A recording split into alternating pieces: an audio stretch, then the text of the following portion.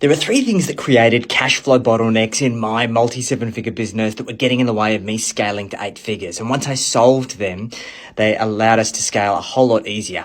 I hope there can be a few insights for you from this video. So let me get stuck in.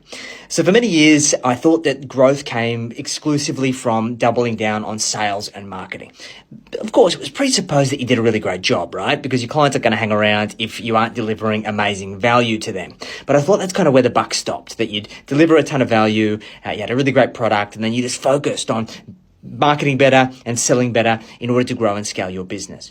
And it wasn't until I discovered what I call the profit pyramid. It's basically the three considerations that need to be put into place to ensure that you can presuppose profit and you don't encounter what I call the scale tax. So you grow and scale your business and you end up eroding profit margins and cash flow, and you end up in a worse position as a result. Maybe you can relate to that situation. Now, the profit pyramid results of three core things. One, it's about having premium positioning in your marketplace. This is about perception. How are you perceived by your ideal clients and customers to position you as the best and most logical choice in your market? Two, it's about having the right pricing and packaging to ensure that when people look at what you've got on offer, that they see an asymmetrical relationship between the return that they're going to achieve and the cost that is going to be incurred as a result, whether that be time or whether that be money. They want to ensure that it's an absolute no-brainer for them to make that decision. And if it is a no-brainer, then your conversion rates are going to go up. And then the third part is about understanding your P&L intelligence. It's about knowing how you can compound your cash flow in order to grow and scale your business without eroding those profit margins. So let's kind of go into it. The first part is positioning.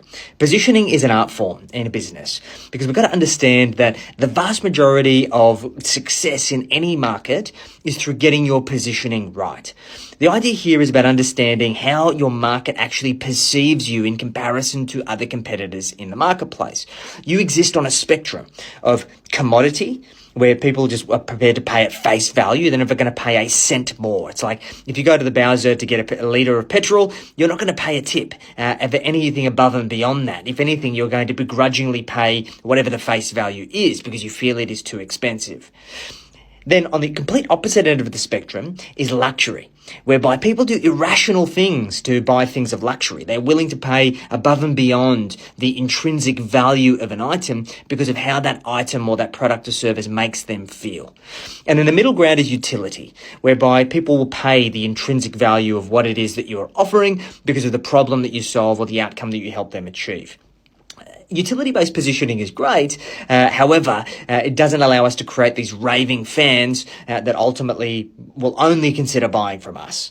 So I want you to have a think about, where do you sit in terms of this positioning? Are you more of a commodity? Are you a utility? Or are you a luxury? Next, we need to understand pricing and packaging, because pricing, there's a lot of psychology that goes around pricing. We need to understand that for many people, when they're making a spending decision, particularly a high ticket spending decision, that they are comparing, they're shopping around, they're looking for options that exist in the marketplace. And they are looking at things kind of apples for apples comparison, at least from their perspective. So if they can't see any difference in terms of the value, then they're always going to make a decision that's based on price. The analogy I like to use is that you want to make sure that your business is an apple juice to apples comparison, because there are always going to be individuals that exist in a marketplace who are prepared to pay a premium for freshly squeezed apple juice, right?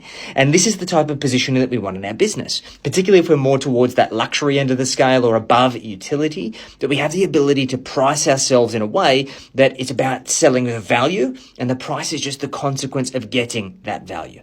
It's also about packaging, because if you're selling one thing in isolation, or you're selling hours, or things that are broken down into kind of easy to understand from the consumer's perspective variables, they jump to conclusions. They're like, well, if I'm spending $1,000 an hour for this person or $500 for that person, it's the same hour. What's the difference?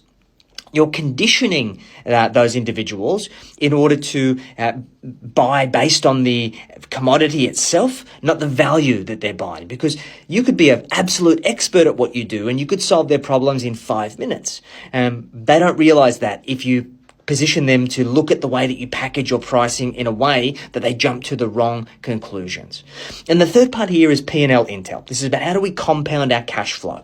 Because I've seen so many businesses create unsustainable positioning, pricing, and packaging because they're just guessing, and they ultimately put themselves in a position whereby they're actually cash eating in their business because it is unsustainable pricing.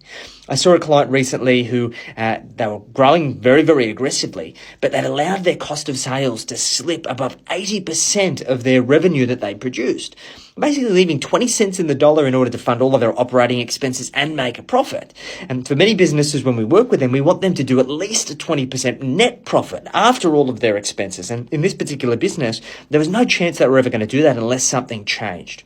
By helping them understand their P&L intelligence, helping them know their numbers, and then reverse engineer the outcomes that they want into how they need to be positioned in the marketplace and how they need to price, it drastically shifts the profit profile of that business, and it can allow us to substantially compound cash flow.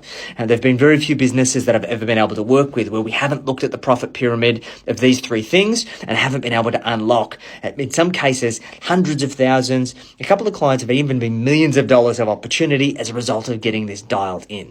So let me know your thoughts. Out of the three things, positioning, pricing and packaging, and P&L intel, where do you feel you need to focus your attention?